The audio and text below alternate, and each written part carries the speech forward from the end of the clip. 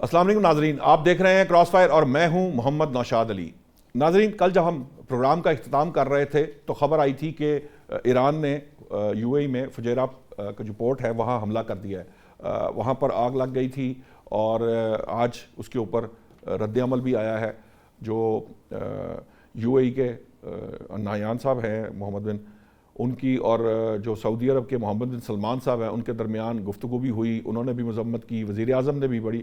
شدید مذمت کی ہے ایران کی طرف سے حملے کیے جانے کی۔ جو سچویشن ہے وہ دن بدن بگڑ رہی ہے، بہتر ہونے کے بجائے اس کے اندر تلخی آتی چلی جا رہی ہے، کیونکہ امریکی صدر جو ہیں وہ اب چاہتے ہیں کہ آبنائے ہرمز کھل جائے، لیکن فی الحال 24 گھنٹے تقریباً ہونے کو آئے ہیں۔ ان 24 گھنٹوں میں کوئی خاص تبدیلی نہیں آئی، آبنائے ہرمز اسی طرح اسی سٹیٹس پر ہے جہاں وہ اس سے پہلے تھی۔ اب جو معاملہ ہے مذاکرات کا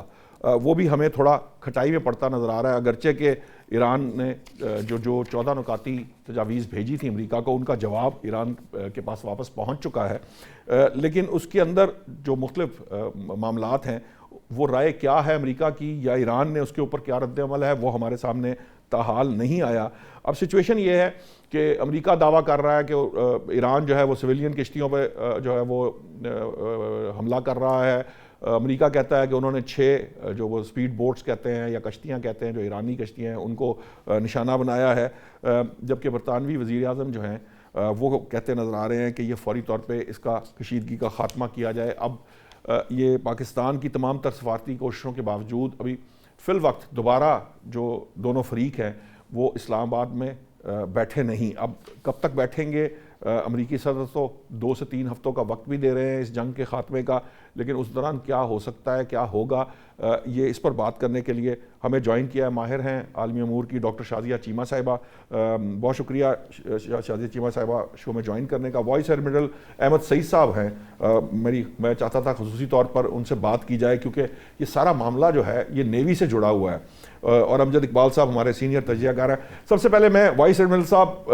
آپ کے پاس آنا چاہوں گا، مجھے تھوڑا سا یہ میں سمجھنا چاہتا ہوں کہ یہ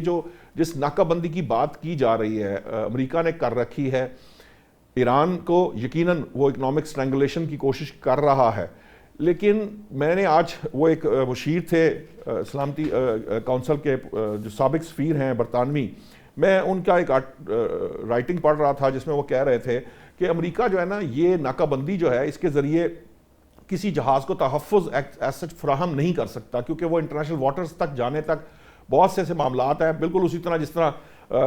قزاقی جو ہے وہ ختم نہیں کی جا سکی دنیا بھر سے۔ یہ پانی کے اندر اتنے سارے معاملات کو دیکھنا سمندروں کی حدود میں یہ ذرا کوئی اتنا آسان کام نہیں ہے۔ کیا خیال ہے آپ کا؟ آپ ہمیں تھوڑا سا ایک تو یہ سمجھائیے کہ آبنائے ہرمز میں جو امریکی ناکہ بندی ہے وہ کس حد تک مؤثر ہے ایران کے لیے خاص طور پر، اور دوسرا یہ بتائیے کہ جو ایران کی نیوی کی تباہ کاری کی بات کی جاتی ہے، ان کے پاس وہ بوٹس ہیں، ان کا ایک خاص نام وہ کاماکازی کر کے نام لیتے ہیں، کاماکازی بوٹس ہیں اور اس طرح کی وہ سپیڈ بوٹس ہیں، وہ بہت لیتھل کنسیڈر کی جاتی ہیں اس قسم کی ناکہ بندی کے اگینسٹ۔ آپ کو کیا لگتا ہے کہ ایران کی جو نیوی یا اس کی جو موجودہ حالت ہے کیا وہ سروائیو کر سکتی ہے اس ناکہ بندی کو، ایران اور اس کی نیوی جو اس وقت امریکہ نے کر رکھی ہے؟ جی بہت شکریہ نوشاد صاحب، اور السلام علیکم ٹو پارٹیسپینٹس آلسو۔ آپ نے انٹرو میں بڑا اچھا بتایا کہ دیکھیں جو اسٹیٹ آف ہرمز ہے وہ ایران کی ٹوٹل جو سفارتکاری ہے یا اس کا ایک پیوٹ پوائنٹ ہے، اور ایران اس کے قریب ہونے کی وجہ سے اس نے اپنا جغرافیائی لیوریج استعمال کیا ہے، اور اب وہ اپنے تمام مسائل کا حل اس کے اندر رکھ کے بات کر رہا ہے کہ جب تک اس آبنائے ہرمز اس کے کنٹرول میں ہے تو باقی تمام باتوں پہ جتنے بھی پوائنٹس ابھی آپ نے جیسے بتایا کہ 14 پوائنٹس بھیجے گئے تھے اور اس کا کوئی جواب آیا جو کہ ابھی تک میڈیا میں نہیں آیا، تو وہ اس حوالے سے اس لیوریج کو استعمال کر رہا ہے۔ لیکن انٹرنیشنل قوانین کے تحت جو اسٹیٹس ہیں وہ انٹرنیشنل پیسج وے ہوتی ہیں ٹرانزٹ کے لیے، اور اس کے اندر جو تجارتی جہازوں کا آنا جانا ہے اس کو امیونٹی ہوتی ہے، اس کے اوپر آپ اس کو نہیں روک سکتے۔ لیکن اس کا ایک چھوٹا سا دوسرا پہلو یہ ضرور ہے کہ اس کے اندر اگر آپ کسی ملک کی سالمیت کے اوپر کوئی مسئلہ آئے گا تو ظاہری بات ہے اس ملک کو کچھ لیوریج ہوتا ہے جو کہ ایران اس میں استعمال کر رہا ہے. اب آتے ہیں کہ جو ریسنٹ انسیڈنٹس ہوئے ہیں اس میں کیا ایشو ہے. اس میں اب میرے خیال میں تو امریکہ چونکہ ایک سپر پاور ہے اور ایران تقریباً پیرٹی میں 1:50 کا اس کا ریشو بنتا ہے ملیٹریلی, تو ایران کے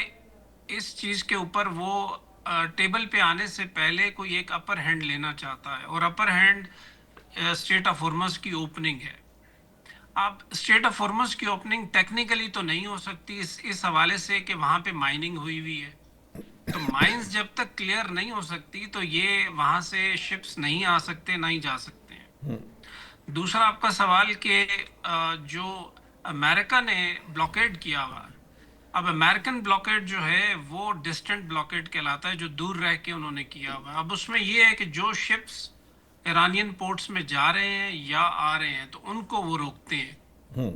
اس کا مطلب یہ ہے کہ ایران کا جتنا آئل سپلائی لائن ہے اس کو انہوں نے چوک کر دیا. تو اس کا افیکٹ یقینی طور پہ ایران پہ بھی آ رہا ہے. میں یہ نہیں کہوں گا کہ ایران کے اوپر اس کا افیکٹ نہیں ہے, لیکن ڈبل افیکٹ جتنے ملک وہاں پہ گلف کے اندر جو آئل پروڈیوسنگ ملک ہیں ان کے اوپر اس کا بہت برا افیکٹ پڑ رہا ہے. اب اس میں جو اٹیک ہوا فجیرہ کے اوپر, تو فجیرہ اس لیے ہوا کہ فجیرہ کی جو یو اے ای کی ایک پائپ لائن ہے جو کہ تقریباً 350-400 کلومیٹر کی ہے, جی ابو ظبی سے فجیرہ تک, وہ اسٹریٹ آف ہارمز کو بائی پاس کرتی ہے. جی جی جی میں آئی کنٹینیو؟ جی آپ کریں. میں نے تو کہا کہ ابو ظبی سے فجیرہ تک جو پائپ لائن انہوں نے بچھائی ہوئی ہے. جی بالکل, وہ تقریباً جو ہے وہ 350-400 کلومیٹر کے قریب ہے, اور وہ 1.8 جو ملین بیرل پر ڈے کی کیپیسٹی رکھتی ہے. جی تو ابھی ایران نے اس کو ہٹ اس لیے کیا ہے تاکہ, اور یہ بڑا افیکٹولی انہوں نے اس کو یوز کیا تاکہ ڈیٹرنس کریٹ ہو کے, اور یو اے ای کو بھی اسپین میں دوبارہ شامل کیا جائے کہ اس بائی پاس کو وہ یوز نہ کرے. ابھی ویسے تو یو اے ای کی تقریباً کیپیسٹی 4.5 سے 5 ملین بیرل پر ڈے کی ہے, اور اوپیک کے انڈر تقریباً وہ 3.5 بلین کا استعمال کر رہا تھا. تو اوپیک سے نکلنے کے بعد اب یہ ہے کہ یو اے ای اگر یہ اپنائے ہارمز کھلتی ہے تو تقریباً 5 ملین پر بیرلز پر ڈے کے اوپر چلا جائے گا. لیکن ایران اس کو اس وقت تک روک رہا ہے جب تک کہ یہ پورا ایک کمپریہنسو ڈیل نہیں ہو جاتی. وہ پیس میل میں ڈیل نہیں کرنا چاہتا. تو میرے نظر میں تو یہ ہے اس کا ٹوٹل ہولسٹک ویو. اچھا, یہ جو مائننگ کے بعد یقیناً اب بہت جیسے کہتے ہیں نیرو سا راستہ بچا ہوگا یقیناً, کیونکہ ایران نے مائننگ کر رکھی ہے, کچھ جہاز وہ انہوں نے خاص پیرامیٹرز دیے ہوئے ہیں جہاں سے گزر کے جانا پڑتا ہے. مائی پوائنٹ از کہ اگر وہ انہوں نے خود کر دی, جب یہ نیرو کر دیا مائننگ کے بعد, تو اس نیرو کی جو اوپننگ ہے اس کے اوپر تو پھر جو امریکہ بڑی آسانی سے بلاکیٹ کر سکتا. تو یہ تو ایران نے اپنے لیے مسائل پیدا کر دیے, کیونکہ اگر ذرا کھلا ایریا ہوتا تو وہاں سے جس طرح قزاق نکل جاتے ہیں یا ان کو کنٹرول نہیں کیا جا سکتا, وہ زیادہ بہتر نہیں تھا ایران کے لیے؟ مائننگ کر کے زیادہ پرابلم نہیں کریٹ کر لی اس نے؟ اس میں ایسا ہے کہ جو پورا تقریباً یہ 32 ناٹیکل مائل کا ایریا ہے, اس کے اندر بالکل سینٹر کے اندر جو عمان اور ایران کی سرحدیں ملتی ہیں, جی تو وہاں پہ درمیان میں یہ انٹرنیشنل ٹریفک لین ہے, ٹرانزٹ لین آپ کہہ لیں. تو ایران نے کیا کیا ہے کہ اس نے جو انٹرنیشنل ٹریفک لین ہے اس کو مائن کر دیا, اور اس کا تھوڑا سا رائٹ اینڈ لیفٹ بھی کیا اس نے. تو جو ساؤتھ پہ جو عمان کا ایریا ہے وہ نیویگیبل اس لیے نہیں کہ وہاں پہ انڈر واٹر چٹانیں بہت زیادہ ہیں. تو جو صرف ایریا بچتا ہے جہاں سے شپ آ سکتے ہیں جا سکتے ہیں وہ نارتھ کا ایریا, جو کہ ایران کے اپنے پانیوں میں سے ہے. تو ایران نے اپنے پانیوں میں سے راستہ کھلا ہے, اور اس کے اوپر کنٹرول ہے ان کا کہ یہاں سے جو شپ آئے گا یا جائے گا. ان کے نارتھ میں ایک ہے لارک آئلینڈ اور کشما آئلینڈ ہے, ان کے درمیان میں سے راستہ انہوں نے نکالا ہے. تو اب وہ راستہ صرف کھلا ہوا ہے, جس کے مطلب یہ ہے کہ ایران کا ٹوٹل کنٹرول ہے, کوئی بھی شپ آئے گا یا جائے گا. تو آپ کا یہ سوال کہ ایران کے اپنے لیے مسائل پیدا کر لیے, تو میرے خیال میں تو ایران آلریڈی بڑے مسئلے میں پھنسا ہوا ہے. تو اس کے لیے یہ چھوٹا مسئلہ ہے, تو اس نے اس کو ریجنل لیول کے اوپر لانے کے لیے اور پھر اس کا افیکٹ گلوبل کرنے کے لیے اس نے یہ سارا फैसला किया और बड़ी हिकमत अमली के तहत किया है कि सिर्फ ईरान सफर नहीं कर रहा, रीजनल कंट्री भी सफर कर रहे हैं और ग्लोबली आप देखें कितना के पूरी दुनिया सफर कर रही है और हर तरह अहमद की सईद साहब इस वक्त तो अमेरिका के अंदर भी इसका बड़ा इफेक्ट हो यस इवन यूएस पे भी उसका इफेक्ट जा रहा है। मैं आपके पास आऊँगा, वो स्पीड बोट्स की थोड़ी सी चीज़ों के बारे में हम बात करेंगे, लेकिन मैं पहले मैं चाहूँगा कि डॉक्टर शाज़िया चीमा साहिबा, जो ये हमें एक सफारती मामलात की बात हो रही थी, कुछ लोग अभी भी ये कह रहे हैं कि बैकडोर डिप्लोमेसी तो बहरहाल चल रही है क्योंकि तजावीज़ आ भी रही हैं, जा भी रही हैं, लेकिन ये जो अटैक हुआ है यूएई के ऊपर, इस एक तो बात अहमद सईद साहब ने कह दी, एक्चुअली उन्होंने डेटरेंस क्रिएट किया, लेकिन क्या इस डेटरेंस के साथ जो जंग के खदशात हैं वो बढ़ नहीं जाएंगे? जंग के खदशात कभी भी टेबल से हटे नहीं हैं, जंग के खदशात मौजूद हैं। और अगर आप ईरानियन मीडिया को फॉलो करें या वहाँ पे अगर आपके सोर्सेज हों तो वहाँ से पल्स लेने की कोशिश करें तो वो ये बात कर रहे हैं कि हम जंग के लिए सबसे ज़्यादा तैयार हैं, बाकी मुज़ाकरात तो ज़ाहिर है एक भला काम है, हो गया तो हो गया। लेकिन हमारी जो इंटेल है, हमारे पास जो इंटेलिजेंस रिपोर्ट्स हैं वो ये कि हम पे एक हमला होना ही होना है। अब एक तो पहले कोशिश करके ग्राउंड इन्वेजन कर ली, जिसको इन्होंने बाद में कैमोफ्लेज करने की कोशिश की कि हम एक बंदा रेस्क्यू कराने गए थे, वो भी इनका पूरा जो है वो एमबीबीएस जी एक पूरी टीम थी जो कि अभी तक पता नहीं चल सका कि वो वहां से बंदे रेस्क्यू हुए, वो कैप्टिव हैं, ईरान भी चुप कर गया, 6-7 जहाज इनके जो हैं वो वहां पे तबाह हो गए। तो इसको उन्होंने अंडर द कारपेट किया और कहा जी एक पायलट हम करा रहे थे। वो प्रॉपर एक ग्राउंड इन्वेजन थी और उसके ऑब्जेक्टिव क्या थे, अगर ये थे कि वहां से न्यूक्लियर डस्ट इकट्ठी करनी है तो पता नहीं बोरियों में या शॉकरों में इकट्ठी करके लानी थी, तो गॉड नोस के उसके क्या ऑब्जेक्टिव थे, लेकिन बहरहाल बहुत मुंह की खानी पड़ी। और कल भी उन्होंने अपने जो ब्लॉकेड है उसको कुछ ही जो है वो नॉटिकल माइल अपनी जगह से हटाया है, तो उस पर शेलिंग शुरू हो गई है। और जहां तक यूएई का है तो यूएई पे अटैक हो रहा है, ये वेस्टर्न नैरेटिव है। यूएई इस जंग में अमेरिका को बहुत ज़्यादा शामिल है और अपनी जगह उसको फ्राहम करता है, और साथ में इस रिटॉरिक पे भी कायम रहता है कि स्टेट ऑफ हॉर्मुज़ जो है वो हमने ज़बरदस्ती वापस ले लेनी है, और अपने जो उसके डिस्प्यूटेड आइलैंड हैं वो भी वो उकसाता है कि ये भी हम वापस ले सकते हैं। तो यूएई जंग के अंदर बहुत खुलकर पार्टी बन के सामने आ गया है। हाँ जी, और जब आप पार्टी है तो हाँ फिर इसमें इंटेलिजेंस तो हर मुल्क के पास होती है, उनको पता होता है कि कहाँ पे क्या हो रहा है और कैसे हो रहा है। रिसेंटली उन्होंने थर्ड मिसाइल जो है एक और इंटरसेप्टर जो है वो मंगवाया है और ऑस्ट्रेलियन टीम को ही मंगवाई है उसको इंस्टॉल कराने के लिए। अब वो कितने दिन रहता है, टिकता है, या उसका भी बाकियों की तरह का हशर होता है। तो लेकिन बात ये है कि ईरानी ये कहते हैं कि अगर अमेरिका खुद कहता है कि जी हम एक मैडमैन थ्योरी पे काम कर रहे हैं, हमारा जो लीडर है वो मैडमैन थ्योरी जो है वो फॉलो कर रहा है, तो उसमें ये होता है कि दोनों पार्टीज में, यानी दोनों में से जो भी उसकी एडवर्सरी है, अमेरिका का एडवर्सरी ईरान, ईरान का एडवर्सरी अमेरिका, तो ईरान को इस केस में ये पता नहीं है कि वो ऑब्जेक्टिव रखे क्या कौन से पॉइंट्स होंगे जिन पे बैठकर बात हो सकती है। जब अगला वो कह रहा है जी मेरे लिए तो आप आखिरी लम्हे तक यही सोचते रहे कि मैं ये करूंगा या नहीं करूंगा, कर भी जाऊंगा, नहीं भी कर जाऊंगा, कर सकता भी हूं, नहीं भी करूंगा। तो यही हमारा हाल है, हम किसी चीज के बारे में कोई कयास आराई कर ही नहीं सकते कि वो क्या करने वाला है। 2-3 इंटरव्यू में वो कह चुके हैं जी हमारी विक्ट्री या प्लान बी है कि हम हैवी बम्बार्डमेंट ईरान पे करें और उसके बाद 20 साल तक वो उठने के काबिल नहीं है। अगर हम रियलिस्ट होके देखें तो अमेरिका के पास अब वापसी का कोई ग्रेसफुल एग्जिट उसको दिखाई नहीं देता। बात इतनी फैल गई है, वो क्या यहाँ से वापस लेके जाए। स्टेट ऑफ हॉर्मुज़ जो इस जंग से पहले खुली हुई थी वो बंद करवा बैठा है, और ना सिर्फ बंद करवा बैठा है, उसका ऑपरेशनल मैकेनिज्म जो है ईरान के हाथों नॉर्मलाइज भी करा बैठा है। और चाइना तो ऑलरेडी इस इंतजार में था कि ये सब कुछ हो, क्योंकि चाइना को तो बिल्कुल सूट नहीं करता कि स्टेट ऑफ हॉर्मुज़ के ऊपर जो है वो कोई पपेट रिजीम आके ईरान में बैठी हो और वो चला रही हो और फिर चाइना को कंटेन करना, क्योंकि ये तो यहाँ वीकेंड वॉर के लिए आए थे। वीकेंड वॉर पे इन्होंने भारत को बाल्कनाइज करना था, डिसफंक्शनल करना था, और वीकेंड के बाद इन्होंने चाइना को कंटेन करने निकल जाना था। और चाइना को कंटेन करने का मतलब है कि उसके चोक पॉइंट्स जो हैं आपने वहां पे, अब जैसे ही इंडोनेशिया को गुजार रहे हैं, खबरें आ रही हैं जी मलाका पे आप जो है ना वो कुछ रख लें भी, देखिए का तो टेरिटोरियल क्लेम है और साथ में रीजन को कोई प्रॉब्लम नहीं है। रीजन कहते हैं अगर ईरान इंटीग्रेट करता है और इंटिमिडेट नहीं करता गल्फ को, और ये पूरा सेटअप जो पाकिस्तान जो ब्लूप्रिंट तैयार कर रहा है, अगर उस पे काम करते हैं तो सूरत हाल ठीक हो जाती है। लेकिन ट्रंप की हैसियत में अगर हम भी देखें तो उसके पास भी वापसी का रास्ता बचता कोई नहीं है, क्योंकि जो प्लान پاکستانیوں کو ایران نے دیا ہے وہ فیزز میں ہے. انہوں نے 3 فیز پلان دیا ہے اور اس 3 فیز میں انہوں نے کہا یہ 14 نکات جو ہیں 3 مرحلوں میں طے ہوں گے. پہلے میں فیز میں ہر جگہ پہ جنگ بند ہوگی across axis of resistance including جو ہے وہ فلسطین، عراق میں جو آپ کی چھوٹی موٹی وہاں پہ ہے موجودگی، پھر لیبنان. دوسرے مرحلے میں ہم اسٹیٹ آف ہرمز کو کیسے آپریشن کریں گے یہ ہم ڈیسائیڈ کریں گے. اس کا میکانزم کیا عمان اور ایران مل کر کریں گے، کوئی سنڈیکیٹ بنے گا، یعنی وہ فری وے تو نہیں رہنے والا. جب وہ مرحلہ بھی طے ہو جائے گا پھر ہم آپ کے پسندیدہ مرحلے نیوکلیئر پہ آئیں گے. تو ٹرمپ نے لیکن کہا اب ہے اس میں میں نے اسے تبدیلی ہو پڑھا چکی ہے دیکھا کیونکہ یہ 14 نکات جو گئے تھے اب دوبارہ جب گئے تھے تو میرا خیال اس کے اندر ابنائے ہرمز سے انہوں نے پہلے ہی جو فرسٹ پرائرٹی رکھی تھی اب اس کو نیچے لے گئے ہیں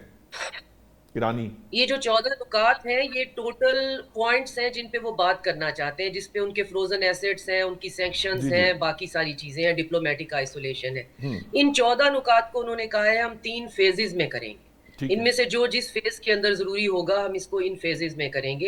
ہم سے وہ مسلسل رابطے میں ہیں. ہمارے پاس وہ تب نہیں آئے جب امریکہ نے ان کو بلی کیا کہ آئیں، لیکن اس کے بعد اراچی آئے، اس کے بعد عمان گئے، وہاں پہ وہ state of Hormuz he discuss کر رہے ہوں گے. پھر واپس پاکستان آئے، پھر یہاں سے وہ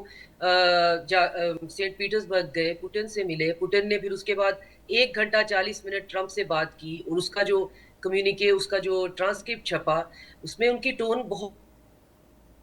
ہے کہ اس ریجن کے اندر ایران آئسولیٹ تو نہیں ہے اور اس ریجن کے لوگ کوئی لانگ ٹرم سلوشن کے بارے میں سوچ بھی رہے ہیں. لیکن ان کو یہ بھی پتا ہے کہ ایمپائر اپنے لاسٹ لیگ میں بہت زیادہ جو ہے وہ ڈیزاسٹرس ڈیسیژن کر سکتی ہے، بیلا کوسٹ ہو سکتی ہے. اور ان کے پاس کیا ہے، ایران کو اگر یہ اس پہ بمبارڈمنٹ کرتے ہیں کنونشنل تو کتنا اس کا نقصان کر لیں گے. لیکن پھر اگر یہ کہتے ہیں جی ہم نیوکلیئر جو ٹیکٹیکل اور اسٹریٹجک ہمارے پاس کچھ ہے، وہ پتہ نہیں ہوتا کیا ہے، مجھے تو نہیں پتا، وہ ایڈمرل صاحب بہتر بتائیں گے کہ نیوکلیئر تو نیوکلیئر ہے، اس کو کیا اسٹریٹجک ٹیکٹیکل کہنے سے وہ کوئی چھوٹی چیز بن جاتی ہے، وہ بڑا بم نہیں رہتا. تو وہ جی ہم کر سکتے ہیں، اس کا سپل اوور زیادہ نہیں ہوتا. تو اگر یہ اس حد تک جاتے ہیں جو کہ ہبرو میڈیا مسلسل یہ کہہ رہا ہے جی کہ ایک ایسی جنگ، انہوں نے ایک آرٹیکل چھاپا ہے جی ایک ایسی جنگ جو لڑی ہی نہیں گئی. تو ان کا خیال ہے کہ یہ جنگ کا مقصد پہلا اور آخری یہ تھا کہ ایران سیریا کی شکل میں چاہیے ڈس فنکشنل ہو.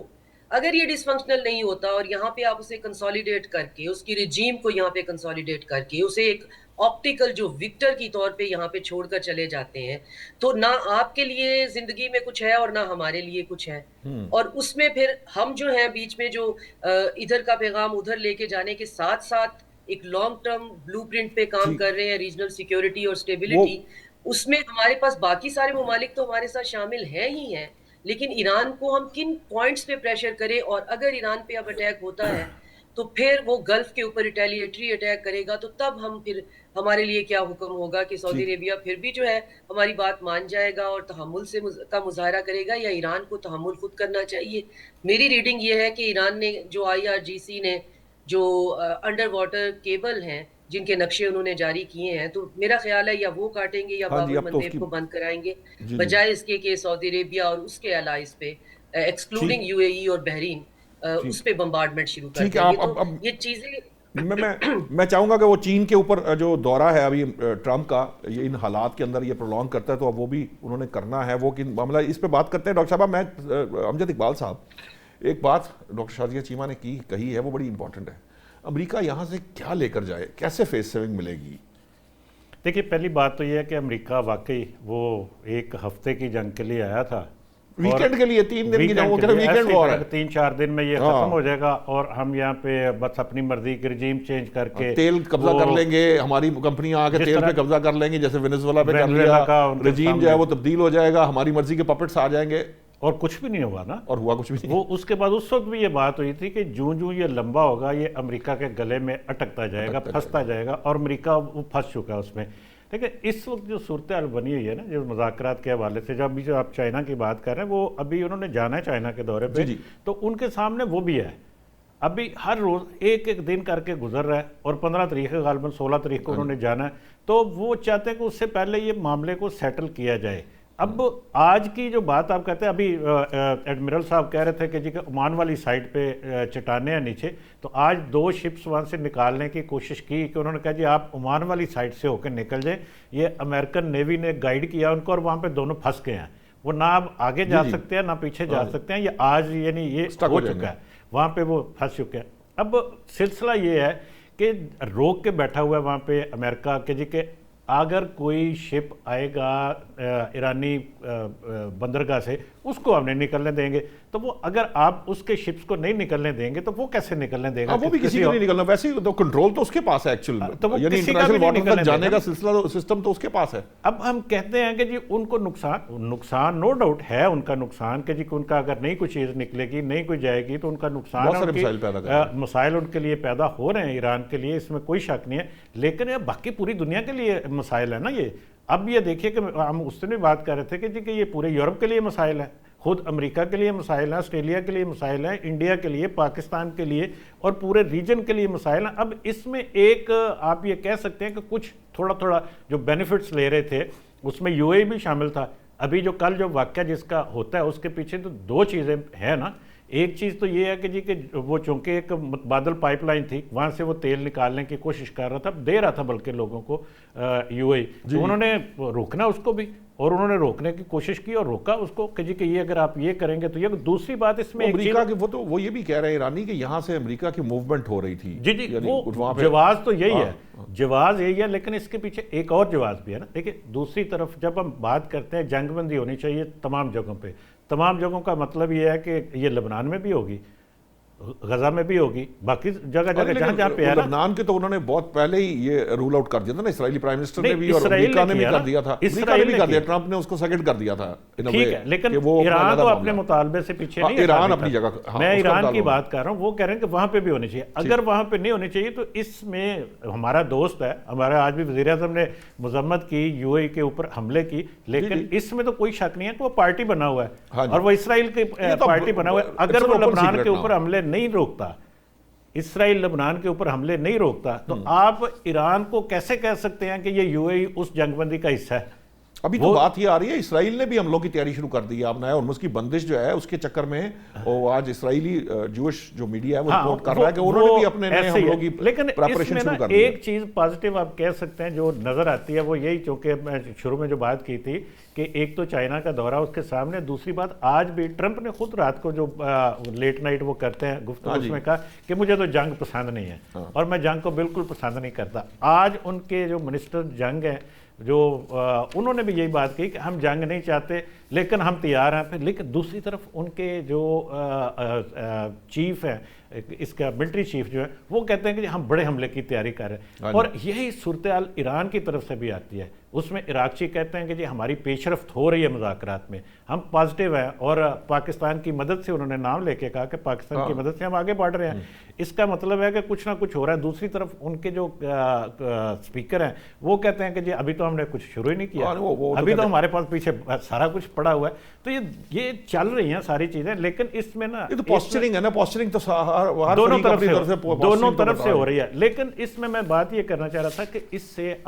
جو اخذ کیا جا سکتا ہے وہ یہ ہے کہ کچھ چیزیں چل رہی ہیں, پازیٹیو ہو رہی ہیں, اور امید یہی ہے کہ اگلے چند دنوں کے اندر یہ چیزیں پازیٹیولی کچھ بہتر ہو جائے گی. یہ پریشر ہے ایک دوسرے کے اوپر دونوں کر رہے ہیں, لیکن جنگ اب نہیں ہوگی میری خیال میں. یہ تو امریکی صدر نے بھی کہا ہے کہ جنگ اب نہیں ہوگی. بہرحال ابھی دیکھتے ہیں, امریکی صدر کی بات کو ہم مان لینا چاہیے. ویسے کہا ہے, ماننا تو بالکل آپ اور میں تو ہمیں تو سمجھ نہیں آتی کہ بھئی وہ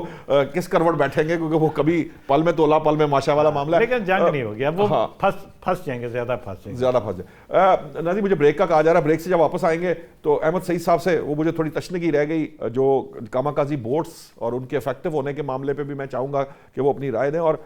جو چین کا دورہ ہے امریکی صدر کا اس پہ بات کریں گے ڈاکٹر شازیہ سے. ابھی لیتے ہیں ایک بریک.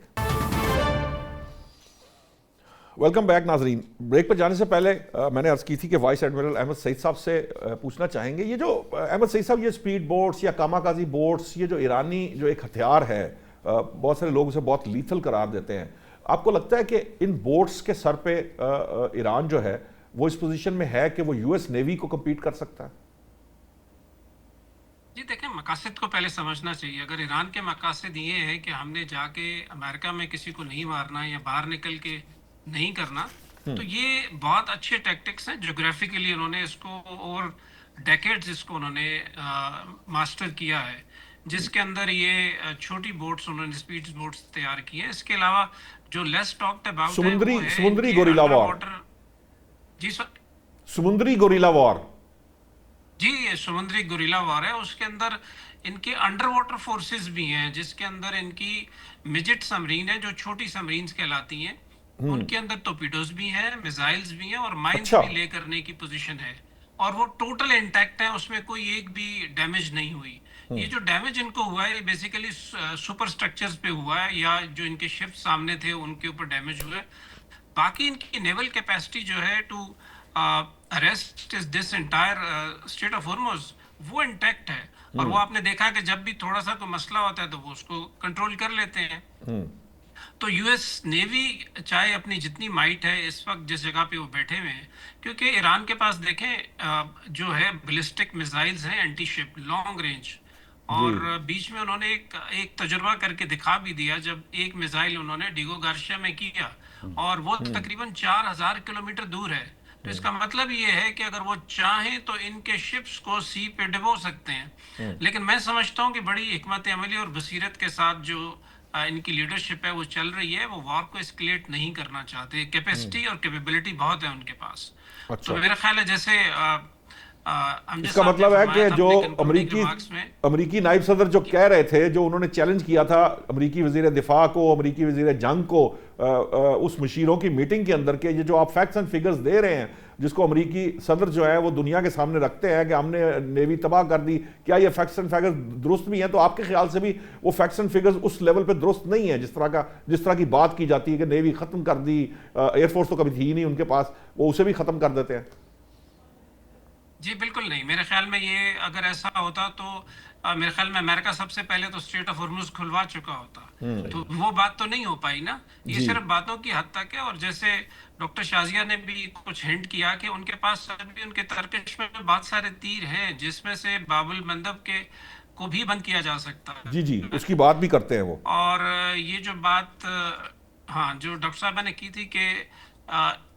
جو اسرائیل ہے وہ بیچ میں ایک ایسا سپوائلر کا رول ادا کر رہا ہے, جیسے انہوں نے ابھی ایک بیچ میں کوائن کی ٹرم کہ جی ٹیکٹیکل نیوکلیئر ویپنز کا استعمال, میرے خیال میں بہت بڑا ڈیزاسٹر ہوگا. وہ کیٹیگریکلی امریکن جو تھنک ٹینکس ہیں, امریکن پریزیڈنٹ خود بھی یہ کہہ چکے ہیں کہ یہ بالکل بھی ایسا نہیں ہوگا, اس لیے کہ یہ اگر پنڈورا باکس کھل گیا تو پھر یہ رکے گا نہیں, کیونکہ دوسرے ممالک اس کو روک اس کیس میں تو روس, احمد سعید صاحب, اس کیس میں تو روس اور چین نے بھی بالکل اوپن اعلان کیا تھا کہ اگر اس طرح کا کوئی ٹیکٹیکل ویپن استعمال کیا گیا تو پھر ہم بھی جو ہے وہ پیچھے نہیں رہیں گے. جی نوشاد صاحب بالکل صحیح کہہ رہے ہیں کہ آپ نے بالکل صحیح کہا کہ روس نے اس کو ریڈ لائن قرار دیا تھا. پیوٹن صاحب نے اس پہ بالکل کیٹیگوریکلی امریکہ سے کہا تھا, اور امریکہ کو یہ سمجھ ہے, اور وہ ایٹ لیسٹ لیڈرشپ جتنی بھی آپ کہہ لیں ریٹک ہے, جتنی بھی وہ جو ہے وہ اس طرح کے بیانات دیتے ہیں کہ جو انسنکٹ نہیں ہوتے یا ٹریڈیشنل نہیں ہوتے, but they have a clarity on this purpose کہ ایٹ لیسٹ یہ نہیں ہوگا. ٹھیک ہے. اب ڈاکٹر شازیہ صاحبہ, روس اور چین یہ بڑا امپورٹنٹ رول ہے ان کا, ساری دنیا کو معلوم ہے کہ وہ پیچھے کھڑے ہوئے ہیں, وہ اپنے حساب سے وہ اس جنگ کو ٹیکل کر رہے ہیں. یہ جو اب امریکی صدر چاہتے ہیں کہ اس سے پہلے معاملہ حل ہو جائے ان کا تاکہ وہ بارگین کرنے کی پوزیشن میں ہوں, تو ایکچولی جو آئل والا معاملہ تھا یا یہ اسٹریٹ کنٹرول کرنے والا معاملہ تھا یا ایرانی تیل کنٹرول کر کے کوئی بارگین کرنے والا معاملہ تھا صدر شی سے, وہ تو اب یو ایس پریزیڈنٹ کے ہاتھ ہمیں لگتا ہوا نظر نہیں آ رہا. تو وہ جو قیمتی وہ جو منرلز ہوتے ہیں اپنے جو ریئر ارتھ مٹیریلز ہیں, اس کے اوپر تو معاملہ اب چین کے ساتھ بننے گا نہیں, تو پھر یہ کس کروٹ بیٹھے گا معاملہ؟ یہ اسی طرح کی ملاقات ہے جو پوٹن اور ٹرمپ کے درمیان ہو گئی تھی, اور تنازع جو ہے وہ جاری ہے, وہ ابھی بھی ہے, ابھی بھی جو ہے وہ جنگ وہاں پہ یوکرین کی اور رشیا کی جاری ہے. تو یہ آخری اطلاعات کے مطابق تو وزٹ ابھی تک ہے, انٹیکٹ ہے, پلان ہے, دونوں طرف سے تیاریاں ہو رہی ہیں. لیکن اس سے پہلے چین نے ایک قانون بھی پاس کروا دیا ہے جس میں امریکی سینکشنز کو وہ نہیں مانیں گے, اور ساتھ میں انہوں نے اس کو ایکسٹرا ٹیریٹوریل بھی کہا ہے کہ جو باہر کے جن کے ساتھ ہم لین دین کریں گے وہ ممالک بھی, ان کے اوپر بھی یہ قانون لاگو نہیں ہوتا. تو یہ ایک گفٹ تو انہوں نے آلریڈی پہلے ہی دے دیا ہے. सैंक्शंस तो ठीक है, ये सदी मैं माजरत चाहूंगा, ये बड़ी इंपॉर्टेंट बात है, मैं इससे गुजर नहीं पाया इस बात से। ये अगर इसको जिस तरह समझूं, क्या ये एक तरह से सुपर पावर अनाउंसमेंट नहीं है चीन की तरफ से, कि अगर एक सुपर पावर की सैंक्शंस को, या उसके जितने बनाए इदारे हैं यूएन समेत, वो जो भी सैंक्शंस लगा रहे हैं, और एक मुल्क कहता है कि मैं उन्हें ना सिर्फ कबूल नहीं करूंगा, बल्कि जिन ममालिक की तरफ वो सैंक्शंस साथ एफिलिएट होंगी, मैं उनके ऊपर भी सैंक्शंस नहीं लगने दूंगा। तो this is what is called कि वो सुपर पावर का अनाउंस कर दिया चीन ने। हाँ, लेकिन चाइना, वो बुनियादी तौर पे उनका ये कहना है कि हमारी फिलॉसफी है कि हम अनाउंसमेंट्स नहीं करते, हम जो हैं बस वो हैं और हम कर सर देते झुकाकर हैं, चलने सो की आदि दे हैव ऑलरेडी डन बिल्कुल। इट। हाँ, तो उसमें वो ट्रूथ सोशल पे पोस्ट नहीं करेंगे कि उन्होंने क्या किया है, लेकिन उन्होंने एक कानून जरूर पास कर दिया है, लेकिन उसमें कैटेगोरिकली वो सैंक्शंस हैं जो यूरोपियन यूनियन लगाती है अमेरिका के साथ मिलकर, और अमेरिका लगाता है। लेकिन जो सैंक्शंस यूनाइटेड नेशन की तरफ से आ जाती हैं, उनके बारे में अभी बात नहीं हुई, क्योंकि रशिया और चाइना दोनों यूनाइटेड नेशन को का बहुत जिक्र करते हैं, उसका बड़ी बात करते हैं और कहते हैं जी इस इदारे को रिवाइव होने की ज़रूरत है, और वेस्ट जो है अब उनसे बहुत तंग पड़ा हुआ है। तो एक तो ट्रंप के विजिट से पहले ऑलरेडी ये हो गया। दूसरी, आपने जो मिनरल्स की बात की है, ये अगली सदी जो है, पिछली जो है वो पेट्रोल की थी, तो अगली सदी जो है वो मिनरल्स की है, और मिनरल्स की सदी में वेस्ट जो है वो 40 साल कम से कम पीछे है। वो इस तरह से कि वेस्ट ने अपने कानून बनाए ग्रीन, जो कि माहौलियाती आलूदगी से बचाने वाले, और जो मिनरल एक्सट्रैक्शन है वो एक बहुत ही एनवायरमेंटल हैजर्डस एक प्रोसीजर पे मिनरल्स हैं 100-150 साल की उनकी लीज लेना, वो पूरे अफ्रीका के अंदर जहां भी वो हैं, वैसे तो दुनिया में हर जगह पे पाए जाते हैं, किसी भी जगह से एक मुट्ठी मिट्टी ले लें, लेकिन उसमें से आपको कुछ माइक्रो पार्टिकल्स भी नहीं मिलेंगे, तो वो एक प्रोसेस बहुत डेंजरस है। अब मसला ये है कि उस मिनरल के बगैर ना तो इनका इंडस्ट्रियल मिलिट्री कॉम्प्लेक्स चल सकता है, ना इनका एआई चल सकता है। तो फ्यूचर की दोनों चीजें जो हैं, इस कोबाल्ट, एस्फाल्ट और ये जो भी पीरियोडिक टेबल के जितने एलिमेंट हैं, ये इसके बगैर काम नहीं चल सकता। और चाइना की इस पे मोनोपोली है, और हेड स्टार्ट है 40 साल का कम से कम, सप्लाई राउट्स पे, जो प्रिक्योरमेंट पे, और फिर उसकी जो है वो रिफाइनरी पे। तो इसको ये चाह रहे हैं कि 2-3 स्ट्रेट ब्लॉक करके, चाइना को बुली करके या ईरान को टुकड़े टुकड़े करके शायद हमारा फ्यूचर मिल जाए। आपको याद होगा इन्होंने रिसेंटली एक पाक सिलिका नाम का एक समिट भी कराया है, जिसमें इंडिया को जो है वो इसका के अंदर शमूलियत की दावत दी है। वो पैक सिलिका यही था कि हम एक अपनी जो है रिजीम बनाते हैं मिनरल्स को प्रिक्योर करने की, और फिर उसे, तो मेरा वहां पे दिमाग में एक ही बात आई कि फिर आपका जो वो ग्रीन का सारा फसाड था, जो सारा ढकोसला था, वो फिर क्या आपका ग्रीन फ्यूचर जो है वो एक इन्वायरमेंटल हैजर्डस उसके ऊपर खड़ा हुआ होगा। जितना ज्यादा वो पोल्यूट करता है उस प्रोसेस जिससे ये सारी चीजें बनती हैं, तो ये आप दोनों चीजों का मेल कैसे करेंगे? यूरोप अपने कानून कैसे बदलेगा? यूरोप तो कोयला तक नहीं इस्तेमाल करने देता, तो फिर बाकी आगे की बातें कहाँ तक जाएंगी? तो आप ये असल में ये अपने ही नैरेटिव का शिकार हो गए हैं, इनको समझ नहीं आता कि अब हम क्या करें। इन्होंने हमें तो बहुत चूरन बेचा है ट्रू लिबरल डेमोक्रेसी का और ग्लोबलिज्म का और राइट्स का, लेकिन अब ये उसी को इंटरनलाइज कर चुके हैं, तो इनको पता चला है कि ह्यूमन बीइंग जो है वो फंडामेंटली रैशनल है, और ये डेमोक्रेसी का ढकोसला ह्यूमन बीइंग के रैशनल होने पे की थ्योरी के ऊपर था। तो वो रैशनल नहीं है। अगर आप उसे मैनिपुलेट कर सकते हैं, प्रोपेगेंडाइज कर सकते हैं, तो वो इरैशनल है। आपको कल्ट फॉलोअर्स रैशनल लगते हैं। तो अब इनके तो डिलेमास बहुत ज्यादा है, कभी ये मजहब की तरफ जाते हुए दिखाई देंगे, कभी ये इधर, पर मसला ये है कि अब ये जाते जाते भी हमें तबाह बर्बाद करते हुए ना चले जाएं। हम इनसे पीछा कैसे छुड़ाएं? और जो रीजनल पावर्स पाकिस्तान मिलकर जिस फ्रेमवर्क पे काम कर रहे हैं, उसमें इनके लिए सिर्फ एक ही ऑप्शन रह जाएगी कि या तो ये इंटीग्रेट कर लेंगे हमारे साथ या रिकैलिब्रेट करेंगे। लेकिन ये दोनों प्रोसेस जो है बहुत स्लो हैं, बहुत पेनफुल हैं, ये ओवरनाइट तो इनमें से कुछ नहीं होने वाला। तो चाइना जो है उसको बहुत अच्छी तरह से अंदाजा है कि स्टेट ऑफ हॉर्मुज़ जो है उसकी क्या इंपॉर्टेंस है, ईरान के एक पीस में खड़ा रहने की क्या इंपॉर्टेंस है, उस रशिया और चाइना की जो है वो नेवर नो लिमिट पार्टनरशिप की क्या अहमियत है, हमारी जोग्राफियाई हकीकत की क्या अहमियत है। हमने तो ईरान के साथ 6 रास्ते जो हैं लैंड रूट हमने खोल दिए हैं, और जितना सामान है वो چائنا سے آ رہا ہے، خاص طور پہ وہ کراچی سے بائی لینڈ جو ہے وہ ایران میں جا رہا ہے۔ آذربائیجان والی سائٹ سے بھی ایران نے لینڈ روٹ کھلوا لیے ہیں۔ بالکل، اور آذربائیجان کے دیکھیں تعلقات ایران کے ساتھ اچھے خاصے جو ہیں وہ کھٹائی میں ہیں، لیکن وہ ہماری ہی میڈیشن ہے کہ ہم نے دونوں پارٹیز کو تھوڑا سا کہا ہے کہ آپ حوصلے سے کام لیں۔ اور سب سے بڑی بات یہ ہے اس میں اینڈ پہ میں ضرور کرنا چاہوں گی، وہ یہ کہ ہماری کراچی پورٹ جو ہے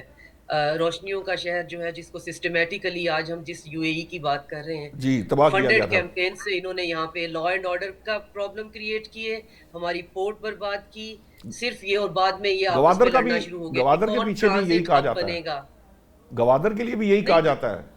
بالکل، ہماری فنکشنل ڈیپ پورٹ جو ہے وہ تھیں، اور خیر ٹھیک ہے، دبئی بن گیا ٹرانزٹ ہب، جب سعودی عربیہ نے کوشش کی کہ جی ہم ایک فیئر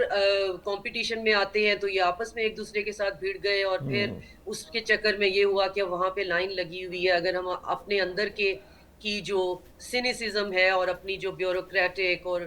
جو ہماری سول ریڈ گورننس کی جو ٹیپزم۔ پرابلمز ہیں ان کو اگر ہم مینٹین کر لیں تو بہت زیادہ اپرچونٹی ہے ہمارے پاس۔ بے شک ہے ایک ایونچویلٹی بہت سیڈ ہے، لیکن اس میں سے اپرچونٹی تو نکلتی ہے، اور کم از کم کراچی کی حد تک تو بہت بہتر ہاں جی، چیزیں ہو وہ تو سکتی ایک ہیں۔ ماہ میں وہاں پر اتنا وہ سننے میں آیا بزنس، جو ایک ماہ کے فگر آئے تھے کہ جو ایک سال میں جتنے وہ نہیں آیا تھا۔ یہ جو بات امجد صاحب، یہ جو اب جس طرف اشارہ ڈاکٹر شازیہ نے کیا، یہ بڑا امپورٹنٹ ہے کہ ٹھیک ہے اپرچونٹیز بن رہی ہیں، پاکستان کوشش بھی کر رہا ہے، جو ممکن ہو سک رہا ہے وہ ہر جگہ پہ کر رہا ہے، لیکن یہ جو ہمارے انٹرنل معاملات ہیں، یہ جو گورننس کے ایشوز ہیں، ایون کراچی کے اوپر جو پورٹ کا معاملہ ہے، یہ ہمارے ریڈ ٹیپزم، ہم باتیں کر کر کے تک، میں نے تو شاید اتنی دفعہ زندگی میں ریڈ ٹیپزم پہ لکھا کہ وہ اب تو دکھنے کو بھی دل نہیں کرتا ان چیزوں کے اوپر۔ یہ کس طرح اس پہ قابو پایا جا سکتا ہے کہ دیکھیں لوگ، دنیا جو ہے نا، اب وہ جسے کہتے ہیں نا کہ ون ونڈو ون پالیسی پہ ہے۔ آپ پیرس کے، آپ فرانس میں اترے ہیں تو آپ کو کسی نے پوچھنا نہیں ہے، آپ چونکہ ایک امیگریشن کرا کے آئے ہیں، آپ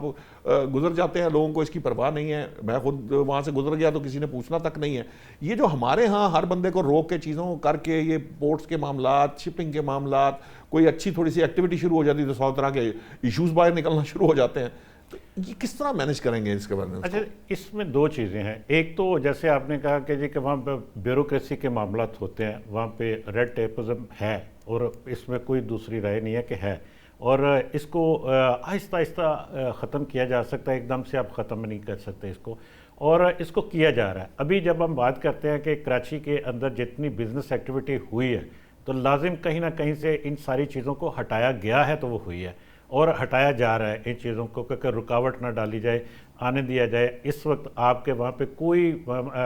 پیک پڑے ہوئے ہیں گودام جتنے بھی تھے، اور مال آ بھی رہا ہے اور مزید اس میں آ رہا ہے۔ پھر گوادر کے حوالے سے بھی اسی طرح سے ہے، اور باقی جو ہماری چھوٹی بندرگاہیں ہیں ان کے حوالے سے بھی اسی طرح کی اطلاعات ہیں کہ وہاں پہ بھی چونکہ وہاں پہ پیک ہو گیا، اور اب متبادل کے طور پر وہ چیزیں آگے شفٹ کی جا رہی ہیں۔ لیکن اس کے ساتھ ساتھ ہم دیکھتے ہیں کہ ایک اور چیز بھی ہے۔ وہ چیز یہ ہے کہ ہمیں اگر اس طرح کی کوئی چیز ہونے لگتی ہے، اس کے اوپر ایک پولیٹیکل ایک کرٹیسزم، جس کو ہم کہہ سکتے ہیں ایک سیاسی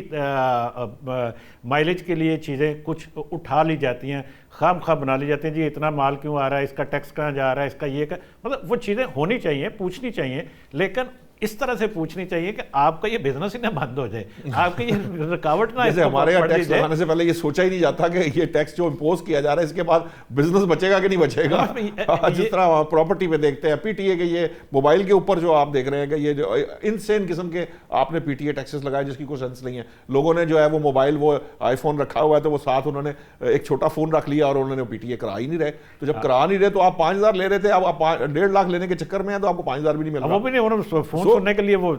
چھوٹا فون رکھ لیا، اور باقی وہ پی ٹی اے نہیں کراتے، وہ ادروائز انٹرنیٹ پہ اپنی وہ ڈیوائسز رکھ کے تو اپنا کام۔ اس میں تھوڑا سا جو پولیٹیکل میں بات کریں، اس میں فرق کریں، ہمیں جو پالیسیز ہیں جس سے اگر ہمیں فائدہ ہو رہا ہے، وقتی طور پر آپ چھوڑ دیں اس کو، بجائے ایشوز بنانے کے کہ جی کہ یہ کیوں کر رہے ہیں، وہ کیوں کر رہے ہیں، اٹھائیں، ٹھیک ہے رکھنا چاہیے، لیکن اتنا کہ وہ کسی چیز کو روکے نہ۔ تو بات یہ ہے کہ یہ ساری چیزیں تو ہو رہی ہیں اس میں، لیکن آنے والے دنوں میں جو اس وقت ہمیں صورتحال نظر آ رہی ہے، اس میں ہمارا جو گوادر ہے اس کے اندر جو تیزی کے ساتھ دیکھیں، اس ریجن کا بڑا ایک وہاں پہ بن گیا ایئرپورٹ، وہ کس لیے بنایا ہے؟ कुछ ना कुछ तो वहाँ पे करने का होगा ना ज़हन में कि जी जो जी, बनाने वालों वो के दुनिया का सबसे बड़ा जो बहरी जहाज है, हाँ। वो डायरेक्टली पोर्ट आपके उसके तो ऊपर वो लगता है मैं आके। वही अर्ज कर रहा हूँ कि कुछ ना कुछ तो ज़हन में प्लान होगा ना बनाने वालों के, जी, और जी। उसको इम्प्लीमेंट कैसे करना है, इसी तरह के मौके होते हैं। ऐसे ही जैसे आपने अभी जिक्र किया वो कराची के अमन के हवाले से, जब यहाँ से लोगों को दौड़ाया गया, बिजनेसमैनों को दौड़ाया गया और सारा सिलसिला, फिर इसी तरह से जब ग्वादर की हम बात करते हैं, वहाँ पे जिस तरह से अनरेस्ट और जिस तरह से हमले और वो सारा सिलसिला, उसके पीछे सिर्फ हम देखते हैं कि शायद ये लोकल मामला है। वो बाज़ का चीज़ें लोकल नहीं होती, उनके पीछे एक बड़ी गेम होती है ना, और वो कहीं ना कहीं से उसको फीड किया जा रहा होता है और चलाया जा रहा मौलाना होता है। फजलुर रहमान ने बहुत बरमला ये सीपैक के मामले पे कहा कि जी इसके पे बैरूनी अनासर जो है वो इसमें इन्वॉल्व हैं। हाँ। वो ओपनली कहते रहे कि सारा कुछ बलोच अनरेस्ट के अंदर, पहले मैं तो ये नवाज शरीफ दौर की बात बता रहा हूँ, उस वक्त ये कहते थे, बाद में साबित भी हुआ कि बीच में आप देखें कुलभूषण भी पकड़े गए, फिर जनाब और भी इस तरह के वो जो है रोज़, फिर हमें ये भी पता चल रहा है कि अब हमारे दोस्त जो ब्रादर इस्लामी मुल्क है वो भी उसमें थे, लेकिन मैं सेपरेटिस्ट को भी सपोर्ट करते हैं, फाइनेंशियली हो भी। गया, पीछे रह गया ना। हाँ। अब इस वक्त पाकिस्तान के पास भी चांस है कि आपने इतनी सरमायाकारी वहाँ पे चाइना ने की, पाकिस्तान ने इतनी कोशिशें की, अपने लोगों को राज़ी करने के लिए बहुत कई साल से कोशिश कर रहे हैं, और इस वक्त मौका है कि दोनों अपनी पोर्ट्स जो हैं उनको ऑपरेशनल उस तरह से कर ले जिस तरह के वो सोच रहे हैं, और जिस तरह से यहाँ पे बिजनेस हो सकता है, जिस तरह से लोगों को फैसिलिटेट किया जा सकता है, वो सारी चीज़ें इस वक्त पाकिस्तान के पास मौका है। और चूँकि हमारी हमसाया बदरगाह चाबहार की वहाँ से जो वहाँ पे बैठे हुए थे साजिशी, वो तो भाग चुके हैं, निकल चुके हैं, और ये ईरान वाला मामला सेट होता है तो मिलजुल के उसका को हमें को कुछ ना कुछ, ये अच्छी बंदरगाह और अच्छी लोकेशन इसकी बहुत ज़बरदस्त है ग्वादर की। हाँ जी, हाँ जी, वो तो उसके- उसको वो तो अब वो जिसे कह लीजिए कि जब दुनिया का सबसे बड़ा जहाज बराह रास्त जब पोर्ट पे लगता है, वो उसके अंदर डीप सी दुनिया का सबसे बड़ा, आप ये सबसे कह बड़ी सकते वो हैं है। लंबा वो डीप सी है, वो पाकिस्तान के उसके पास है। आता है। अब खास तौर पर सईद अहमद साहब, ये तो आप तो चूंकि आप समझते हैं इन चीज़ों को, ये जो ग्वादर पोर्ट की जो स्पेशलिटी थी, उसको वो किस हद तक हमारे लिए बेनिफिशियल हो सकती है इन कमिंग टाइम्स, खास तौर पर इन हालात का हमें किस तरह से फ़ायदा उठाना चाहिए, क्योंकि बहरहाल कराची में तो एक्टिविटी बढ़ी, गवादर में भी कुछ एक्टिविटी हमें नज़र आई है, लेकिन गवादर उस तरह से ऑपरेशनल नहीं है जिस तरह से होनी चाहिए। क्या वजह है? क्या हमारी हुकूमतों की जैसे कह लीजिए नालायकी है, या बैरूनी अनासर वाक़तन इस हद तक स्ट्रांग है कि वो हमें फलता फूलता नहीं देख सकते? जी, आपने जैसे कहा ना अपॉर्चुनिटीज की बात है, तो उस अपॉर्चुनिटीज में तो फोर फ्रंट पे जो हमारे ऑलरेडी कराची पोर्ट ट्रस्ट है और जो पोर्ट कासिम है, उन्होंने तो उस अपॉर्चुनिटी को इनकैश किया जो ट्रांसशिपमेंट की होती है। इसका मतलब है कि जितने शिप आए थे वो अंदर नहीं जा सके, तो उनके पास कंटेनर्स थे, वो कहाँ रखते, तो हमने उनसे कहा कि आप हमारे पास रख लें, और हमने उनको कम्पिटिटिव जो है बहुत सारी आसानियाँ भी की उनके लिए, जिसके अंदर जो टैरिफ्स हैं वो 50% कर दिए, और कैपेसिटी जितनी है हमारी वो हमने उसको बढ़ाया। और उसमें मेरा ख्याल है गवर्नमेंट को इस चीज़ का क्रेडिट देना चाहिए कि बहुत जल्दी उन्होंने पॉलिसीज़ को रिवैम्प किया, जिसके अंदर हमारी जो एफबीआर की पॉलिसीज़ हैं वो भी रिवैम्प की गई, और उसको मेरा ख्याल है विद इन अ वीक ये सारे काम किए गए। तो कहने की बात ये है कि जब काम करने की हमारे अंदर कैपेसिटी हो तो I think we can do it. और जैसे आप कह रहे थे कि उन्होंने कि हमें ये अभी सस्टेनेबिलिटी की तरफ जाना है, तो जितने भी इकदाम किए गए हैं उनके अंदर हमें अब सस्टेनेबिलिटी को लेके आना है, पहली बात तो ये। दूसरा आते हैं गवादर की तरफ, तो गवादर तो इसमें तो दो राय है नहीं कि ये इस एरिया के सबसे नेचुरल डीप सी पोर्ट है, जिसके ऊपर ओवर 100 बर्थ्स जो है ना वो बनाई जा सकती हैं, और यहाँ पे शिप्स आ सकते हैं, और बड़े एक ट्रांसशिपमेंट पोर्ट के तौर पे इसको चलाया जा सकता है। इसका मतलब ये है कि जितने शिप्स अंदर जाते हैं दुबई पोर्ट्स में और ये बाकी, ये एक्चुअली उनकी रिक्वायरमेंट नहीं है, ये एडिशनली वो वहां पे जाते हैं, इसलिए कि आपके माउथ के ऊपर कोई ऐसी फैसिलिटी है नहीं। तो अगर ये बन जाती है तो यहाँ पे सारा बिजनेस सब इधर ही अट्रैक्ट हो जाएगा, और मैं समझता हूँ चाबहार जो है ये कॉम्प्लीमेंट करेगी, और ये दोनों सिस्टर पोर्ट्स के तौर पे काम करेंगी। सही बात। तो उसमें बैरूनी अवामिल बिल्कुल सही है कि जिन्होंने अंदर जाके अपनी पोर्ट्स बनाई और उन्होंने स्टोरेजेस बनाई, उनके लिए जारी बात है कि ये आप ऐसा कह लें कि जो किसी ने थोड़ा अंदर जाके अगर होटल बनाया है और बाहर अगर लंबे सड़क एक होटल बन गया है तो वो चाहेंगे इस होटल को ना चलने दें। तो वो ऐसा ही हुआ, उन अनासर ने हमारे इसको चलने नहीं दिया और सिक्योरिटी के मसाइल पैदा किए गए। तो मेरे ख्याल में अब जैसे जैसे ये चीज़ें सेटल हो रही हैं, आने वाले दिनों में आई फोरसी के इंशाल्लाह गवादर अपने पोटेंशियल के ऊपर आएगी। और ये अकेली पोर्ट आपको जो है ना, इसका जो पोटेंशियल है वो 10 बिलियन पर ईयर आपको ये जो है ना इसका इन्वेस्टमेंट का जो देखा गया है कि इतने आपको रेवेन्यू जनरेट करेगी सिर्फ एक पोर्ट। तो अल्लाह करे इंशाल्लाह आगे चल के ये बेहतरी होगी। ठीक है, मैं अब शाजिया चीमा साहब 2 मिनट का टाइम है, 1 मिनट मैं आप चाहूँगा कि आप भी इस पे अपना कमेंट ज़रूर कीजिए कि ये जो बैरूनी अनासर, क्या हम इससे जान छुड़ा पाएंगे, हम भी कभी दुबई की तरह हम भी इंजॉय कर सकेंगे इन पोर्ट्स को? देखें, बैरूनी अनासिर आपका कुछ नहीं बिगाड़ सकते जब अंदरूनी अनासिर उनसे हाथ ना मिलाएं। तो ये बैरूनी और अंदरूनी अनासिर मिलकर जब अपना फायदा सोचते हैं तो फिर प्रॉब्लम होता है। लेकिन मैंने अपनी जो कॉन्शियस जितनी एज है उसमें पाकिस्तान का इस तरह से जिक्र होना या इस तरह से हमारी बात होना नहीं इसको देखा, और ना ही मेरे गुमान में था कि कभी हम ऐसा कर लेंगे। विशफुल थिंकिंग तो हो सकती है। तो मेरे लिए ये चीज़ बहुत होपफुल है कि अगर हम इतना फासला तय कर सकते हैं तो बाकी अब हमारे पास रह जाती है इक्तिसादी तरक्की। तो मेरा ख्याल है वो भी मुमकिन है। कितने भी हमारे पास करप्ट जो हैं वो लोग होंगे, कितने भी यहाँ पे माफियाज होंगे, और क्यों उनको कंट्रोल नहीं किया जा सकता होगा, क्यों हम आम बंदे की बेहतरी के बारे में नहीं सोच पाएंगे, जबकि हर बंदा अब ये चाहता है कि हालात बदले, और विल पावर भी है, पॉलिटिकल विल भी है, और ख़ास तौर पे ये जो SIFC है और वन विंडो ऑपरेशन है। तो अब इससे ज़्यादा क्या किया जा सकता है कि बेचारे हज़ार बातें भी सुनते रहते हैं, उसके बावजूद ये कराची पोर्ट भी उन्हीं की वजह से पहले से जो है ऑपरेशनल भी थी, फंक्शनल भी थी, लेकिन आपने सुना होगा लोगों ने करोड़ करोड़ बातें की, ओ लो जी उन्हें पोर्ट भी चलान गए। तो अब वो मेरा एक चीज़ तो हम समझ लेना कि